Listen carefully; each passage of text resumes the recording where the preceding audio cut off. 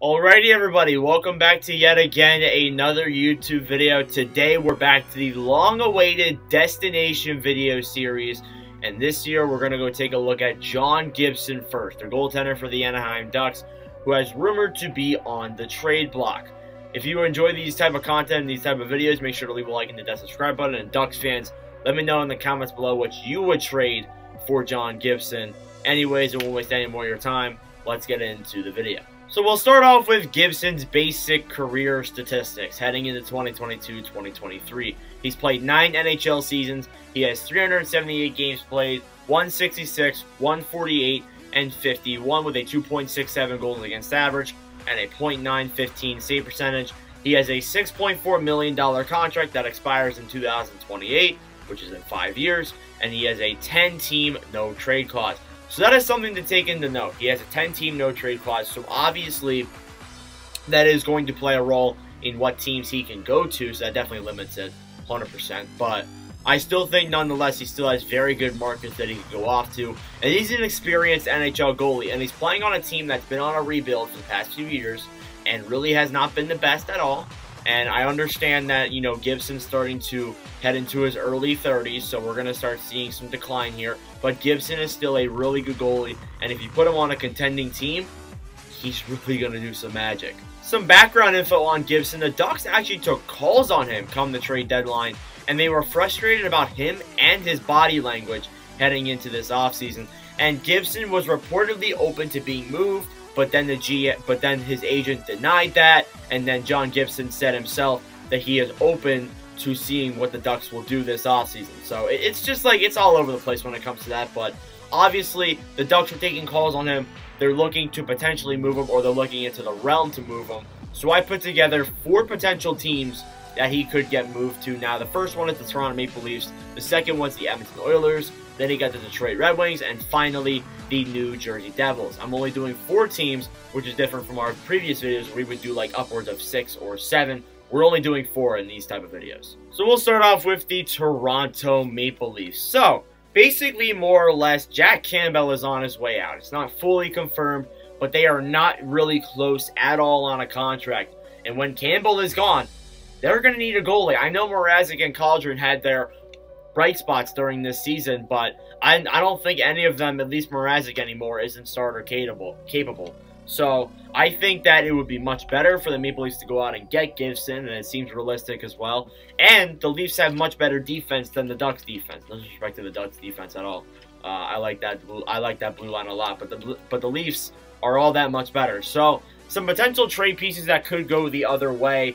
Well, Ilya Mikheyev is definitely in the realm of possibilities. He did request a trade, and I've seen rumors of him offering upwards of $5 to $6 mil on his contract, so maybe the Leafs won't be able to afford that, and they'll D him away for Gibson.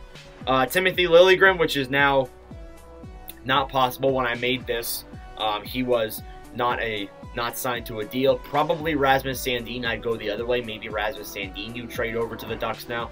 And then a first-round pick in 2022, maybe 2023. It depends when this trade occurs. I think it would make sense for the Maple Leafs, and it would make sense for the Ducks as well. The Leafs have some good young pieces on their blue line, and it could really benefit them as well. And the Ducks may be looking for a goalie to get back in return. That is definitely a possibility, so maybe you throw Erik Kallgren into the conversation, maybe Peter Mrazek, because Maple Leafs fans have been saying for forever that they want to trade Mrazek. So maybe that's in the realm of possibilities. I don't know. Leafs fans, let me know your thoughts below. Next up is the Edmonton Oilers. So why should they get John Gibson? Well, there's looming rumors of a Mike Smith retirement. It's not entirely out of the realm of possibility. It's kind of unlikely now, but it's still in the realm. So I think it's definitely something you do want to look at. And then also, a Gibson and Smith/Skinner tandem would be ideal. I think that would be a great tandem, whether it's Gibson and Skinner or Gibson and Smith. I think it's a very good tandem. The thing is, though, is that when you look at the trade pieces going back the other way, the Ducks may want a goalie in return, so Skinner's probably going to be the one that they probably deal. And that's unfortunate because I think Skinner has great potential and really could help at Edmonton. But I think that he's part of that as well. Also, Jesse Puljujarvi, who's an RFA, he's on the trade market, so it would make sense to deal him over to Anaheim, a much younger team who would definitely get way better minutes than he would in Edmonton. Raphael Lavoie, a prospect who is looking to have some decent potential. I think he could go over to Anaheim and have some sparks of success. And then obviously this is going to be in pretty much every single team. I should have said that in the Maple Leafs part. But a first-round pick as well. I think that would be interesting, definitely. It would be interesting to see a Gibson and Skinner tandem. But honestly, now that I think about it, I think that Skinner probably could go back the other way because the Ducks may want to look for a goaltender to go back the other way. Because without him, who do you really have? You have Dostal and Stolars? I mean, that's not the best. I mean, Dostal had his potential. I liked him a lot when he played in the few games that he did.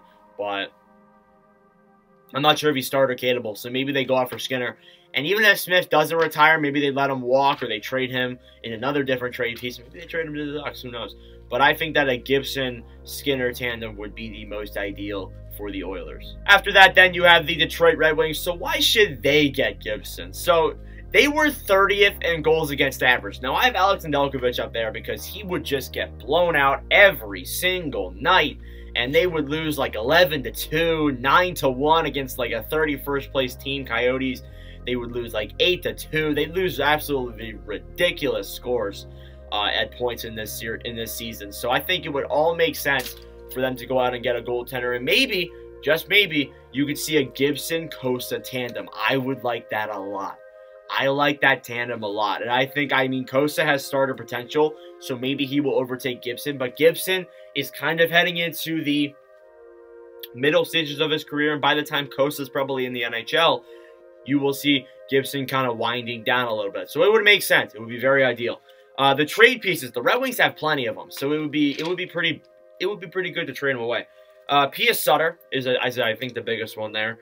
Filip Zadina, who really hasn't lived up to his potential all too much. I think he's still been really good, but he hasn't lived up to his potential entirely. Joe Veleno, I have a video coming up on him soon. He dropped in the 2018 draft to the Red Wings. He really hasn't panned out either, so I think it would be ideal for him to go to Anaheim too. And then a first-round pick in 2022 or 2023, whatever you want to say. But I think that would be ideal, and I think it probably is one of the best options, the most underrated option for Gibson to head off to. I think it would be ideal, and the Red Wings have plenty of trade pieces to trade away to acquire him. And last but not least is the New Jersey Devils. Everybody expected the Devils. I don't even have to say the reasons why they should get Gibson. They have a horrible goaltender situation. They saw 8 goalies play throughout this season. Just terrible goaltending. Blackwood has not looked as good as he used to be, and just everything kind of fell apart in that area. And the Devils are willing to deal their second overall pick for a big potential player. I know DeBrincat's there, but I think Gibson maybe could be something they're looking at more, if I'm being honest. Now, the trade pieces that are possible, the second overall pick, I obviously have that mentioned here. Mackenzie Blackwood. I think Blackwood, he's still a young goalie. He has some decent potential in the NHL, not as best as it used to be, but I think he still has some. And I think if you deal him over to the Ducks, I think he'll have a better shot at, or just another chance at being a decent goaltender. And then obviously I have Pavel Zacha is there as well. He's an RFA.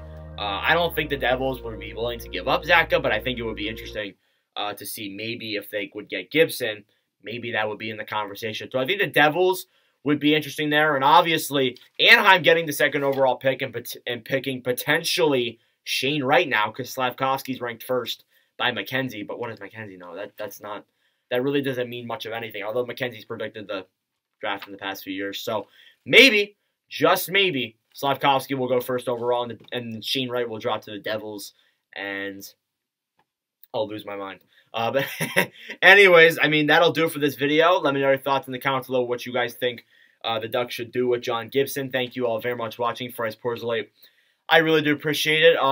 Coming up in the destination videos, I think I only have one more planned, but I think we'll get a couple more coming. It's probably going to be Alex DeBrincat. But nonetheless, that'll do it for me. Thank you all very much for watching. For Porzolate, once again, I really do appreciate it. Appreciate the support. And anyways, I'll see you guys in the next video. Adios.